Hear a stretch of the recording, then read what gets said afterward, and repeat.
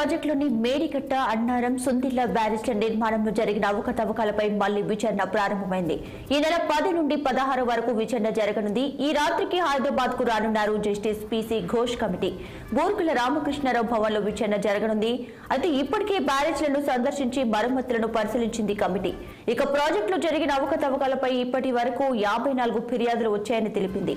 Project నిర్మాణంలో కీలక పాత్ర పోషించిన అధికారులు, ఇంజనీర్లు, ప్రజా ప్రతినిధులకు నోటీసులు జారీ చేసే అవకాశం కనిపిస్తుంది. ఈ నెల 30 వరకు కమిటీకి ప్రభుత్వం గడువు ఇచ్చింది.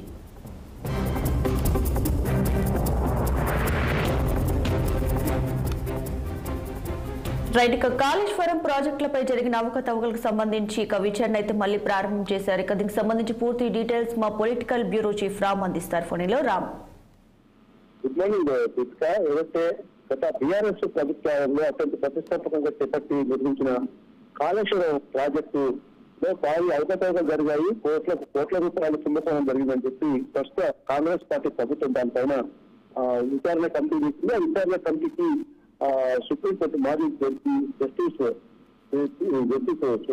పినాకిని చంద్ర ఘోష్ ఆధ్వర్యంలో కమిటీ వేసి కమిటీ ఇప్పటికే హైదరాబాద్ లోని బూర్గుల రామకృష్ణారావు భవన్ లో కేటాయించిన కార్యాలయంలో వాళ్ళు మార్లు సమావేశం జరిపింది. సమావేశంతో ఇంజనీరింగ్ అధికారులతో పాటు సాగునీటి పారుదల శాఖ అధికారులతో కూడా సమావేశం జరిపింది.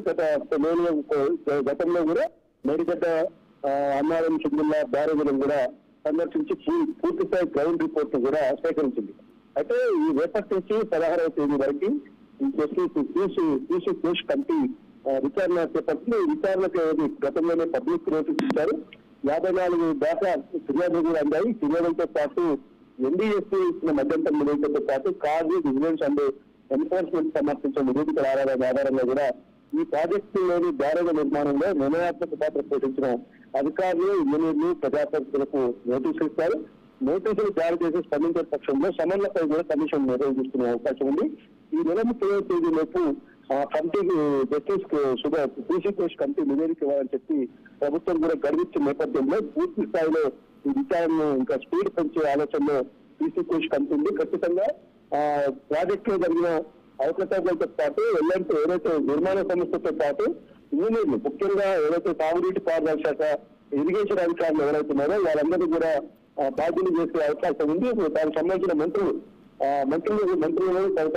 ఇతర ఎవరైతే ఇరిగేషన్ శాఖ గతంలో ముఖ్యమంత్రి కేసీఆర్ ఉన్నప్పుడు ఎవరి దగ్గర ఈ ఇరిగేషన్ శాఖ ఉంది వాళ్ళందరూ కూడా ప్రజాప్రతినిధులు కూడా నోటీసులు అందించే అవకాశం ఉంది. కాబట్టి రాష్ట్ర ప్రభుత్వం కూడా దీనిపైన ఇప్పటికే ఉత్తమ్ కుమార్ రెడ్డి మొన్న అధికారికంగా ఆయన పర్యటన చేశారు. అన్నారం సుందిళ్ల మేడిగడ్డ బ్యారేజీని సందర్శించారు. ఎన్డీఎస్ఏ బృందం కూడా ఇప్పటికే కేంద్ర ప్రభుత్వ సంస్థలు వాళ్ళ రాష్ట్రాల్లో గతంలో ప్రాజెక్టులు ఇలాంటి మరమ్మతులు వచ్చినప్పుడు ఏ విధమైన చేసిన సంస్థలు కూడా పర్యటించి ఇప్పటికే కొన్ని మరమ్మతులు చేపడుతున్నారు. వర్షాకాలం స్పీడ్ అనుకోవటం ముందుకే పూర్తి స్థాయి మరమ్మతులు చేపట్టి దాన్ని ఉన్న అవకాశాలను వినియోగించి ప్రాజెక్టు కాపాడుకోవాలని చెప్పి రాష్ట్ర ప్రభుత్వం ప్రయత్నం చేస్తుంది. Deepika. Right Ramu, thanks for the updates.